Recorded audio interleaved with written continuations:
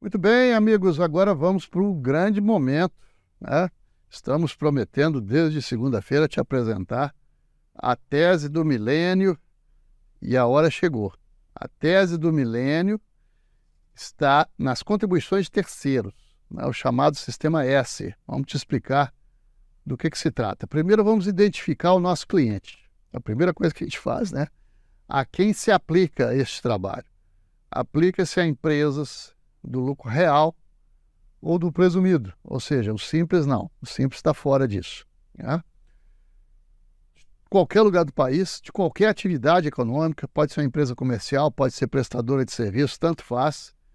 O importante é que ela tenha uma folha salarial expressiva, de mais de 100 mil reais, ou seja, pelo menos mais do que 70 empregados, né? Então, nessa situação, nós temos um belo trabalho a fazer. Vamos simular os honorários para você ter uma ideia da dimensão, né, desse trabalho aqui, né? Contribuição de terceiros. Imagine que você fez uma visita a 4 empresas nessa simulação nossa. Você visitou 4 empresas e você está com uma taxa de conversão aí de 25%, né? Ou seja, para cada 4 encontros, reuniões e tal, você fecha um contrato. E fechou um contrato aqui, né? E essa empresa tem uma quantidade de empregados, 100 empregados, com a média salarial de 3 mil reais. Significa que ela tem uma folha salarial de 300 mil reais, né?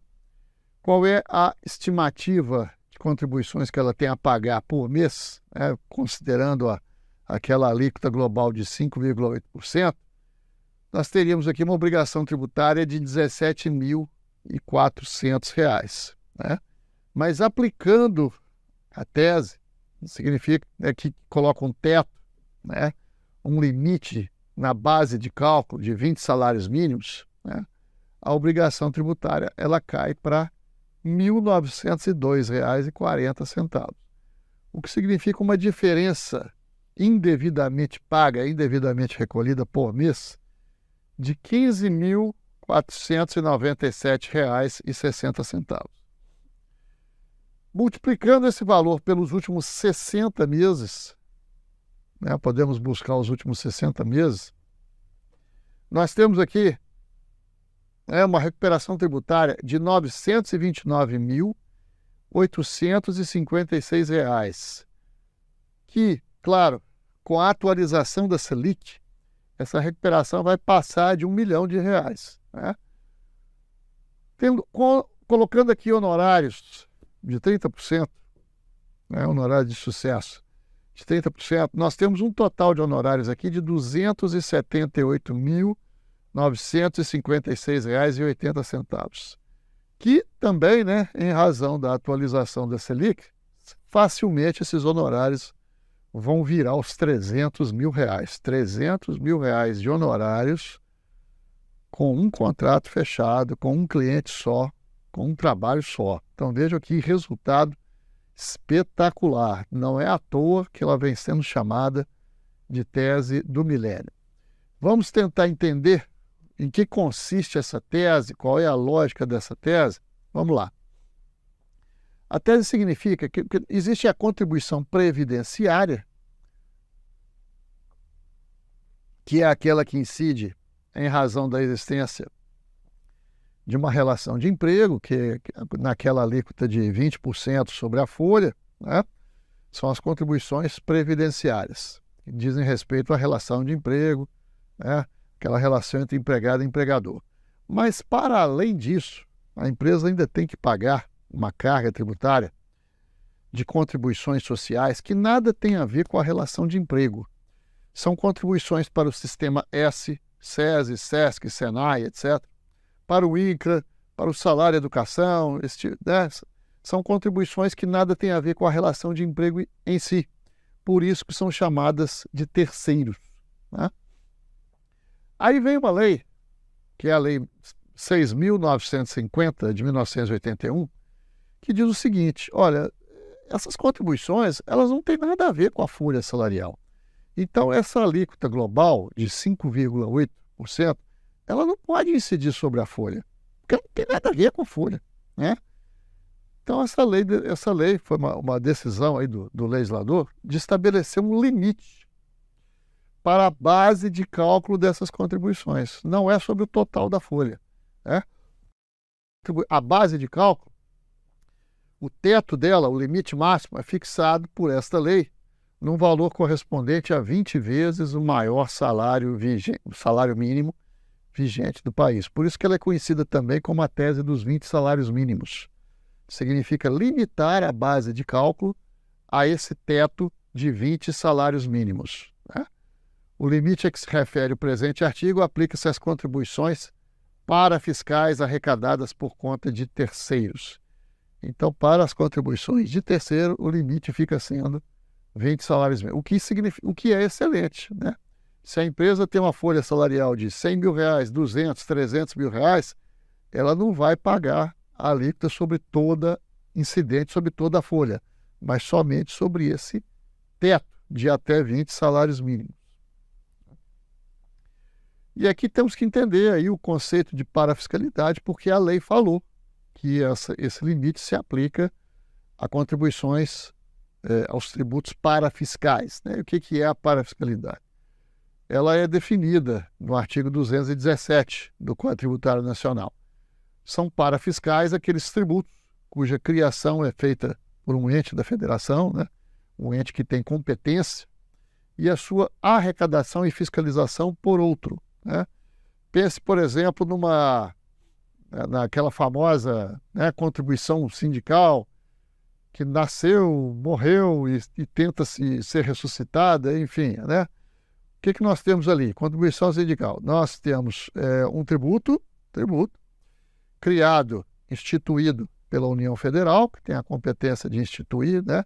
E faz isso por meio de lei, cria esse tributo por meio da lei, mas é a União que arrecada? Não, não é a União que arrecada.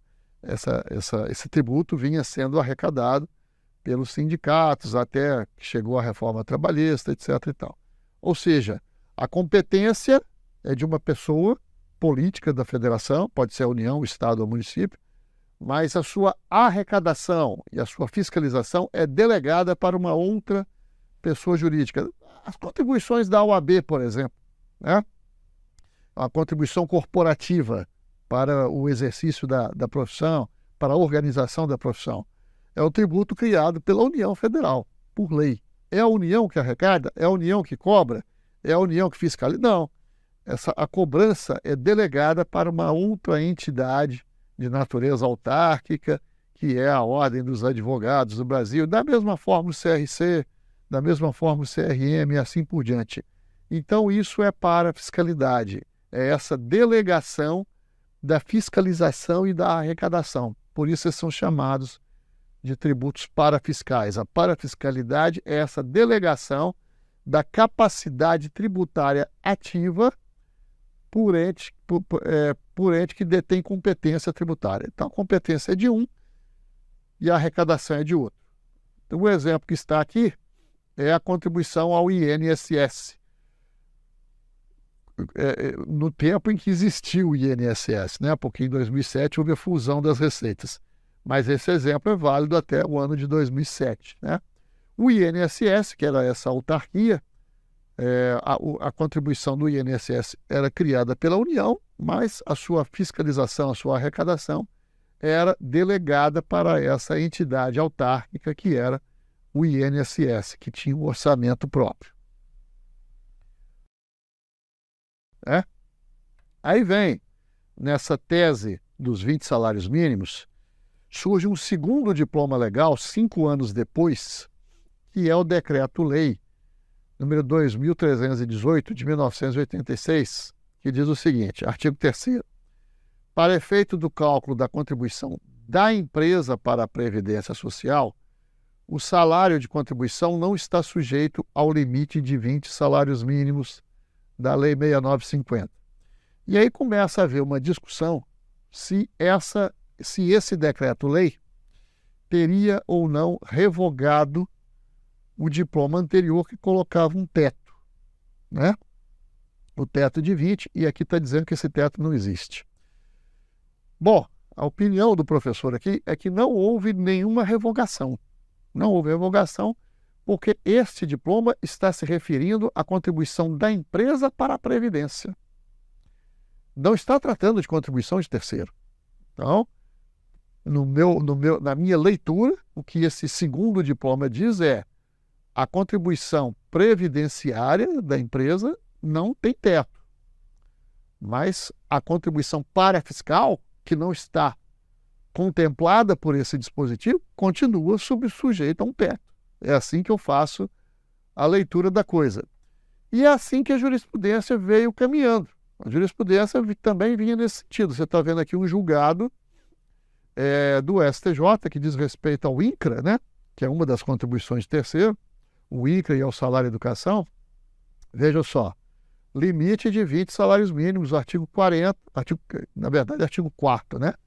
Da Lei 6950, não revogado. Não houve revogação pelo artigo 3º do Decreto-Lei 2.318. Ou seja, no que diz respeito, o que está colocado aqui é exatamente o pensamento que eu acabo de manifestar aqui. No que diz respeito às demais contribuições, ou seja, aquelas arrecadadas para terceiros, né, com função parafiscal, fica mantido o limite. O limite ele foi abolido apenas para a contribuição fiscal e não para a contribuição parafiscal, né? Então, para estas, as parafiscais, o limite está mantido, né? O novo diploma dispunha apenas sobre fontes de custeio da Previdência, não havendo como estender a supressão daquele limite também para a base a ser utilizada para a contribuição do INCRA e do salário educação. Então, esse é o entendimento que a gente reputa correto, e é nesse sentido que o STJ vinha decidindo, né? Veja outro aqui, né? Sobre o tema, a primeira turma dessa Corte Superior já se posiciona no sentido de que a base de cálculo das contribuições parafiscais fica restrita ao limite máximo de 20 salários mínimos, que não foi revogado. Está aqui o número do acórdão, tudo certinho aqui, julgado em 2020. Né? Então, diversas decisões, o STJ se posicionou nesse sentido. E quais são as contribuições abrangidas por esta tese? Todas aquelas que sejam destinadas a terceiros. Aí vem o Sistema S, SESC, SENAC, SES, etc. O INCRA, o salário educação, destinado ao Fundo Nacional de Desenvolvimento da Educação. E a carga tributária, né, das contribuições de terceiro é de aproximadamente 5,8% sobre a folha. E o que a gente sustenta é que não deve incidir sobre a folha, mas sobre esse teto. Né? Aqui está um quadro das contribuições abrangidas, né? Quanto que cada uma representa dentro dessa carga de 5,8%. Então, o SENAI, 1%, o SESI, 1,5% e assim por diante. Né? Então, repetindo aqui, né? Para quem essa tese é aplicável? Para empresas do lucro presumido e real. São passíveis de restituição os valores pagos indevidamente nos últimos 60 meses, 5 anos, anteriores à data de ingresso da ação. Né? A não adoção da medida implica prescrição. Os valores restituídos são devidamente corrigidos pela Selic. E após o trânsito em julgado, a possibilidade de compensação cruzada, ou seja, com outros créditos administrados pela Receita Federal do Brasil. O proveito econômico é fácil de calcular. Você pega a folha de salário mensal, né, o atualmente recolhido, que é aproximadamente 5,8% sobre o total da folha, a empresa passará a recolher esse percentual sobre o teto de 20 salários mínimos. E o benefício aproximado de recuperação é 60 meses, a diferença entre o efetivamente recolhido e aquilo que deveria recolher. E o benefício futuro, né, daqui para frente, a empresa passa a recolher 5,8% sobre esses 20 salários mínimos e não sobre toda a folha. E aí nós tivemos um cenário aqui jurisprudencial, né? Veja só, aqui num julgado de 2020, ministro Napoleão Nunes Maia, agravo interno no RESP 157-0980, 3 de março de 2020, né? Sobre o tema, a primeira turma desta corte já se posiciona no sentido de que a base de cálculo das contribuições parafiscais recolhidas por conta de terceiros fica restrita ao limite de 20 salários mínimos, né, que não foi revogado, etc. Ministro José Delgado. Aqui o recurso especial, né, número 953742, né? No período que se discute nos autos, tem aplicação o artigo 4º, que limita o recolhimento do salário de contribuição aos 20 salários mínimos. Apelo do INSS não provido, né? Data do julgamento, fevereiro de 2008. Então, são assim, inúmeras as manifestações do STJ nesse sentido favorável aos contribuintes. Então, o STJ vinha julgando favoravelmente. Em todos os acórdãos, ele empregava uma expressão assim: a jurisprudência da Corte já está consolidada nesse sentido. É uma jurisprudência já consolidada. Então, o que a gente antevia, o que a gente projetava? Que a vitória nessa tese seria certa, que no momento de firmar a tese, né, porque ela foi afetada no tema 1079, veio então o julgamento do tema, porque repetidamente o STJ julgando em um determinado sentido, chega um momento que ele tem que firmar a sua tese, né? Revogou ou não revogou?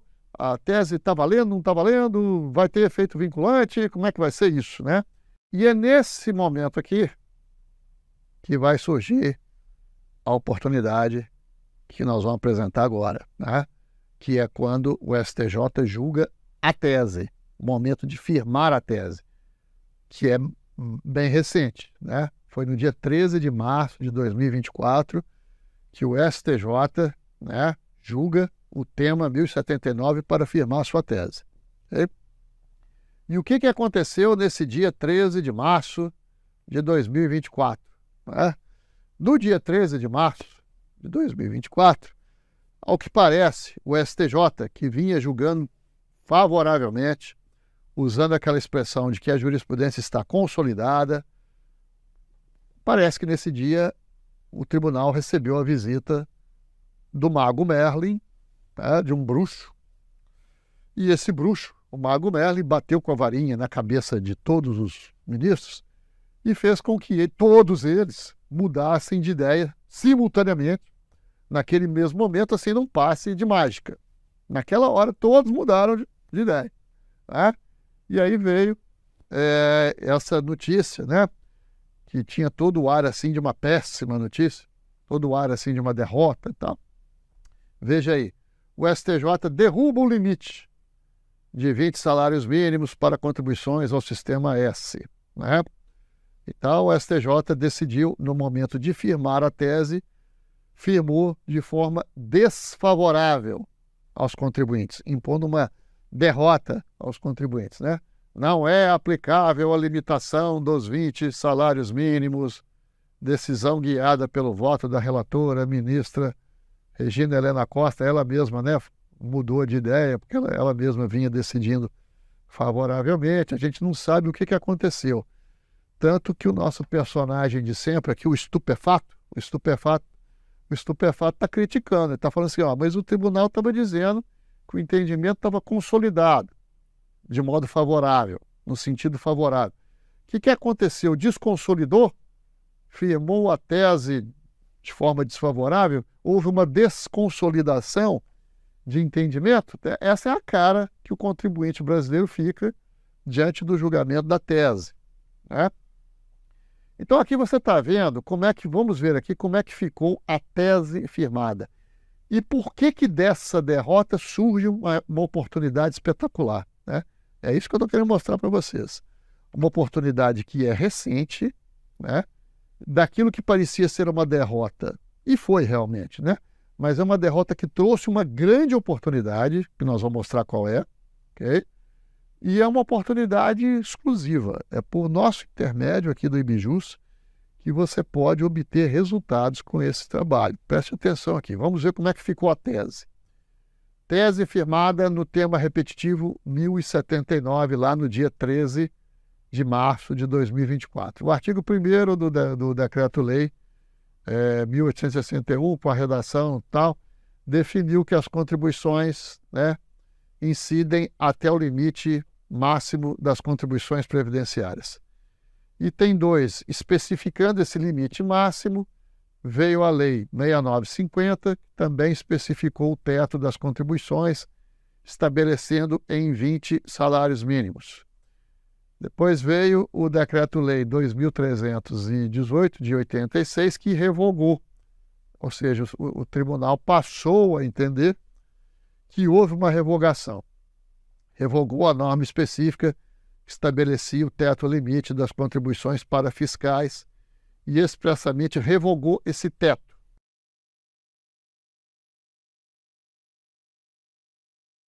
Item 4 da tese. Portanto, a partir da entrada em vigor do Decreto-Lei 2318, de 1986, as contribuições de terceiro não estão submetidas ao teto de 20 salários mínimos. Oh, meu Deus do céu, perdemos, que derrota e tal. É motivo para desespero? Não, porque a grande oportunidade ainda vai surgir. A grande oportunidade, está aqui o ouro, ó. A grande oportunidade vem com a modulação dos efeitos. É aqui que está a tese do milênio. Ela não está nos dizeres da tese firmada, ela está na modulação. Acompanha aqui com a gente. A ministra relatora lavrou o acórdão e tal, impõe-se modular os efeitos do julgado, tão só com relação às empresas que ingressaram com a ação judicial e ou protocolaram pedidos administrativos até a data do início do presente julgamento, obtendo pronunciamento judicial ou administrativo favorável, restringindo-se a limitação da base de cálculo, porém, até a publicação do acórdão. Ou seja, embora a tese tenha sido firmada em sentido desfavorável ao contribuinte, existe uma modulação de efeitos de que quem já tem sentença favorável, decisão administrativa favorável, o direito fica resguardado até a data da publicação aqui do acórdão, né? E o acórdão foi publicado em maio de 2024. Então, minha gente, é na modulação que surge a tese do milênio. Quem tem ação, fica resguardado o direito. Os 5 anos anteriores ao ajuizamento da ação até a data de trânsito em julgado do acórdão aqui, né, que é maio de 2024. Então, na modulação, surge essa grande oportunidade por meio de uma ação que existe, que ela está dentro aqui do nosso contexto, né, que é um mandado de segurança coletivo, né, que nós temos aqui, né, essa figura do mandado de segurança coletivo, que está na Constituição, né, veja, o mandado de segurança coletivo, artigo 5º, inciso 70, né, pode ser impetrado por entidade de classe ou associação legalmente constituída. E esse mandado de segurança coletivo existe, ele foi impetrado, né, e ele teve um pronunciamento favorável. E o que você pode fazer com o seu cliente que está nessa situação? Ele pode ingressar nesse mandado de segurança coletivo. Ele pode se filiar a essa entidade, né, que patrocina esse mandado de segurança coletivo. E essa filiação do seu cliente a esta entidade e ao mandado de segurança coletivo é perfeitamente legítima, né? Ainda que esse mandado já esteja assim com a sua tramitação avançada, porque esse é um tema que o Supremo Tribunal Federal já definiu no tema 1119. Os novos associados podem se beneficiar, ou seja, o Supremo Tribunal Federal reconhece ser desnecessária a prévia filiação para que as empresas aproveitem decisões de mandados de segurança coletivo. Tá? As decisões do Supremo vinculam a Receita Federal e todos os demais tribunais do Brasil. Veja o que diz a tese firmada no tema 1119 do Supremo Tribunal. É desnecessária a autorização expressa dos associados, a relação nominal destes, bem como a comprovação de filiação prévia para a cobrança de valores pretéritos de título judicial decorrente de mandado de segurança coletivo impetrado por entidade associativa de caráter civil. Então, a sua empresa, seu cliente, ainda que ele tenha sido derrotado, né, na sua ação individual, ela poderá aderir a este mandado de segurança coletiva, ainda que tardiamente, né, porque o tema 1119 assim autoriza. Está aqui, ó, grifamos aqui. Desnecessária a comprovação de filiação prévia para a cobrança de valores pretéritos de título judicial decorrente de mandado de segurança coletivo impetrado por entidade associativa de caráter civil. E o nosso mandado de segurança coletiva aqui, vejam só, a linha do tempo. Nosso mandado de segurança coletiva a respeito do sistema S. Contribuição de terceiros. Nós temos aqui a fundamentação, que é o artigo 4º da Lei 1950, né? Em junho de 2020 foi ajuizado esse mandado de segurança coletivo. Em dezembro tivemos a sentença favorável, né, que reconhece o limite dos 20 salários mínimos no nosso MS coletivo. No mês seguinte, janeiro de 2021, o Supremo Tribunal firma tese no tema 1119, dizendo que é desnecessária a filiação prévia, né? Em março de 2024, vem esse julgado do STJ, a tese firmada, né, que resguardou essa modulação. Então, a nossa ação aqui está resguardada, ok? Ela está dentro dos critérios aí da modulação dos efeitos. Em maio, a publicação do acórdão pelo STJ, ou seja, os créditos vão ser apurados até o mês de maio. 5 anos, vejam, olha o cálculo que você tem para fazer. Ó. 5 anos anteriores ao ajuizamento da ação, ou seja, 2015, até maio de 2024. É quase uma década. Quase uma década. Né? 15 até 2024. A publicação do acórdão do STJ. Em junho de 2024, o Tribunal Regional Federal, né, a segunda instância, confirma a nossa sentença. Nós tivemos a sentença favorável e a segunda instância confirmou a sentença seguindo esse posicionamento do STJ, reafirmando os efeitos deste mandado de segurança coletivo. Okay? Então, mesmo as empresas que foram derrotadas em ações individuais, elas podem utilizar a tese do milênio aderindo a este mandado de segurança coletivo. Ou seja, daquela aparente derrota vem uma grande chance, uma grande oportunidade. E uma vez que não há mais controvérsia, não tem mais controvérsia, porque a tese já está firmada. A tese está firmada, ela afasta o direito, mas resguarda a modulação. Então, essa é um cavalo arriado passando na nossa frente.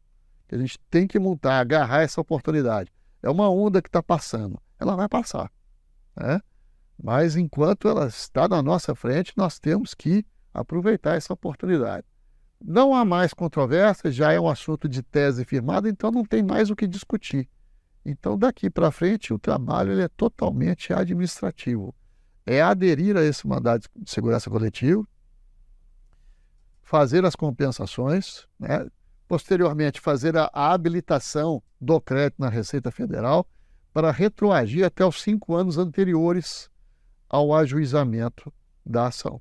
para ter uma década de créditos. Tá? Aqui está né, a sentença favorável, aqui um trecho da sentença que reconhece essa limitação. Item 3.4 da sentença. Julgo procedentes os pedidos desta ação, concedo-lhe a segurança, autorizando os substituídos a calcular as contribuições parafiscais indicadas na petição inicial, diversas da contribuição previdenciária, sob o limite de 20 salários mínimos, como estabelecido pela Lei 6.950 de 1981. Né? Então, o STJ modulou os efeitos para aqueles que já têm a decisão judicial favorável. E nós temos. Né? E você pode aderir a esse mandado de segurança coletiva. Impõe-se modular os efeitos do julgado, tão só com relação às empresas que ingressaram com a ação judicial até a data do início do presente julgamento, obtendo um pronunciamento judicial ou administrativo favorável, restringindo-se a limitação da base de cálculo até a publicação do acórdão. Então, até maio de 2024, a base de cálculo está limitada. Daí para frente, ela volta à base cheia, né? Ela retorna à base de cheia. Aqui o acórdão do tribunal e confirma a sentença. Modulação dos efeitos, direito preservado até o dia 2 de maio de 2024, remessa necessária e apelação interposta pela Fazenda Nacional contra a sentença que julgou procedente o pedido, né? E concedendo a segurança, estabeleceu aí o limite dos 20 salários mínimos, garantida a compensação dos valores indevidamente recolhidos, respeitada a prescrição. Considerando que a impetrante tem sentença em seu favor, aplica-se ao caso a modulação dos efeitos determinada pelo STJ no tema 1079, pelo que deve ser preservado o reconhecimento do direito até o dia 2 de maio de 2024. Okay? Limitar a base de cálculo das contribuições parafiscais para garantir a concessão da segurança apenas para os fatos geradores ocorridos até o dia 2 de maio de 2024. Você está vendo que uma vez você fazendo o seu cliente aderir a esse MS coletivo, daí para frente a questão é toda administrativa, é compensação, habilitação na Receita Federal e acabou. Tá? Porque a discussão já foi embora. A discussão jurídica já aconteceu. Né? Não há mais o que ser discutido. E os efeitos de um mandado de segurança coletiva, eles são extensivos a todo o território nacional. A jurisprudência, tanto administrativa como judicial, você está vendo aqui um acórdão do CARF e um acórdão do STJ, um RESP, tanto um quanto o outro, dizendo que os efeitos da decisão se espraiam por todo o território nacional, não estão limitados à circunscrição territorial daquela entidade, não, elas têm um caráter nacional. Veja aqui, não é possível admitir a limitação dos efeitos da decisão proferida em sede de ação coletiva para circunscrevê-los tão somente aos limites territoriais que se compreendem na competência do juiz prolator. Então não é assim. O que está sendo dito aqui pelo STJ e pelo CARF também? Que sendo um tributo de caráter nacional, né, da União Federal, também a extensão dos efeitos do MS coletivo é de caráter nacional. Né? Não existe uma limitação territorial. Então, com isso, nessa ação judicial nossa aqui, nós já temos mais de 300 empresas beneficiadas no Brasil inteiro e mais de 500 milhões de reais em créditos já compensados. Então, essa é a tese do milênio. Né? A melhor oportunidade que eu já vi surgir nesses últimos anos aí, dificilmente nós vamos encontrar uma chance, uma oportunidade de resultado melhor do que essa. Né? Essa é realmente a coroação dessa nossa jornada, né, dos 30K.